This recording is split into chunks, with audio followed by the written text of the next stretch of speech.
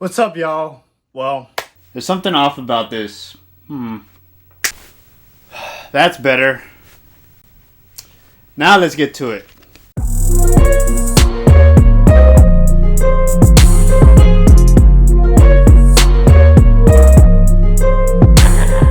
I wanted to use this for this review. No Time to Die. Alright, what a pleasant surprise. I wasn't actually going to review this, but I heard all the chatter online. I had to check it out. This is Daniel Craig's last film, and these are more off the Tom Fleming book, which are more directly tied to Daniel Craig's films. This is Daniel Craig's last outing as James Bond.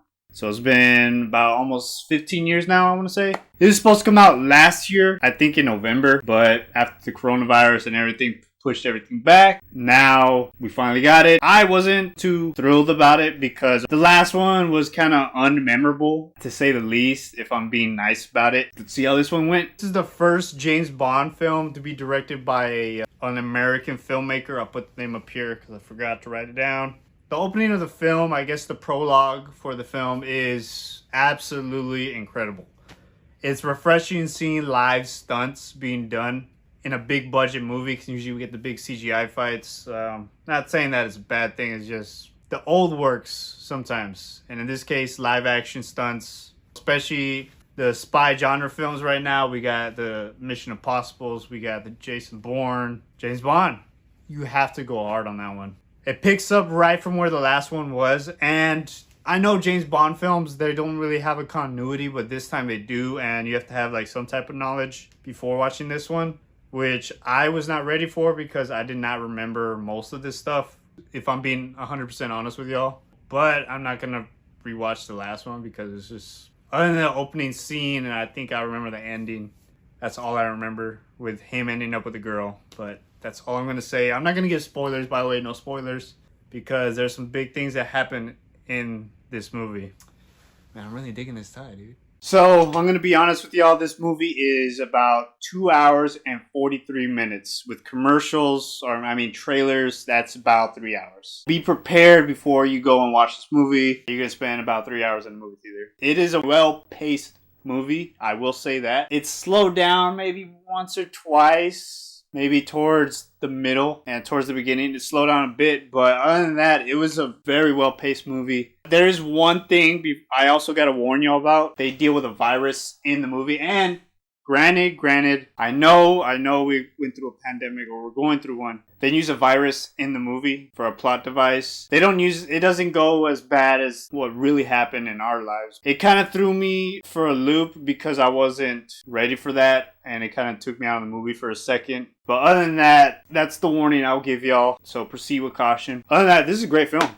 This is an absolute treat. I did not expect this to be as good as I thought. I thought it was just gonna be, I'll just review it for the channel, whatever. So the Bond girl, I really liked her. She was in Knives Out, so maybe Daniel Craig brought her in from that film. She had a sense of naivety and eagerness. They didn't really rely too much on her sexiness. They relied more on her physical attributes, on how to take guys out in a very elegant way that matched her character and what she could do, and not trying to force something else. The new 007 is pretty good, but is just a number as they explain it. James Bond is still James Bond. And they don't shove it down your throats like in other films where they change the whole dynamic, but in this one, they keep it as James Bond. They acknowledge the importance of 007, but at the end of the day, it's still just a number. Because at the end of the day, we are going to get eventually a new James Bond actor to carry on this franchise. So, speaking on that, Daniel Craig has had now 3 out of 5 movies that are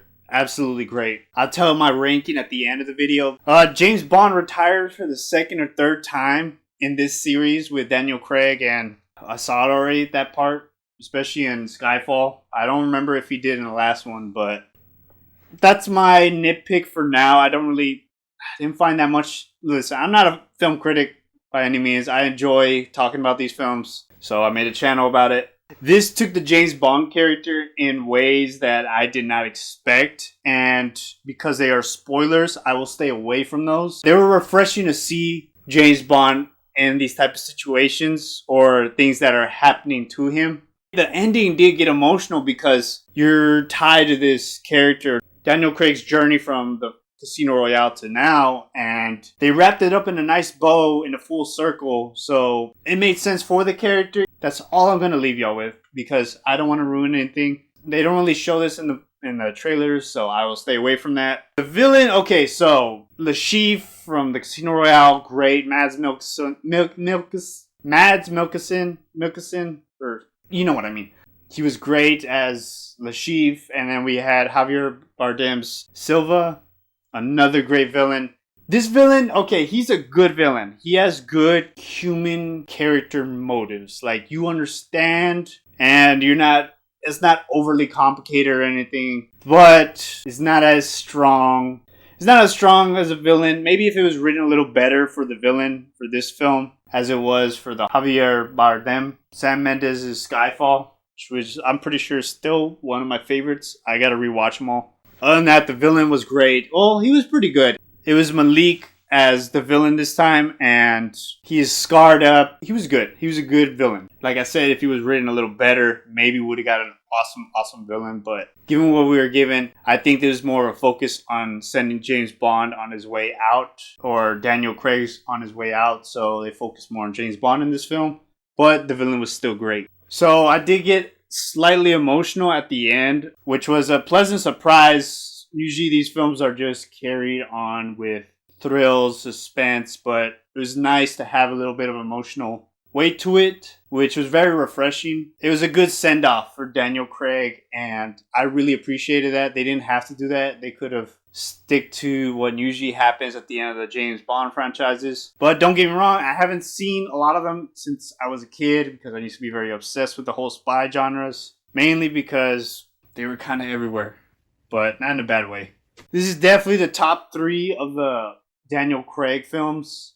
I still don't know where to rank it, but I'm gonna change my reviews, so because I don't want to sound like everybody else with the numbers and everything, I am gonna start changing it. This is pure fire. This is straight fire. This is dope. This is super dope. I am gonna, if I get a chance to watch it again, I will not hesitate. This is a beautifully shot film as well. I wanted to say that earlier, with IMAX cameras, and I saw this in IMAX and totally wonderful. I really recommend watching this in the movie theater if you can. If not, go on. I used to work at the movie theaters. Tuesdays and Wednesdays are slow, and you'll probably find a good seat in an empty theater if you are too scared of going yet. But this is definitely worth a ticket in the movie theaters. I wouldn't really want to wait for home, but they do. But I absolutely recommend watching this at a movie theater. This is a well shot film. It's beautiful. These Daniel Craig films have always had a good cinematographer, and I gotta say, if this had a better villain,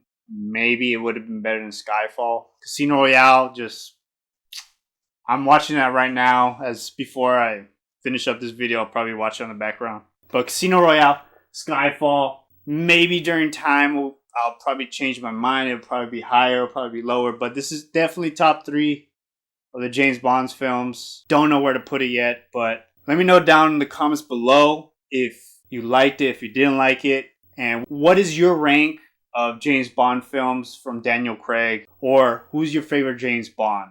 Let me know down in the comments. I will see y'all later, guys. I hope y'all enjoyed this, and y'all take it easy, guys. Deuces.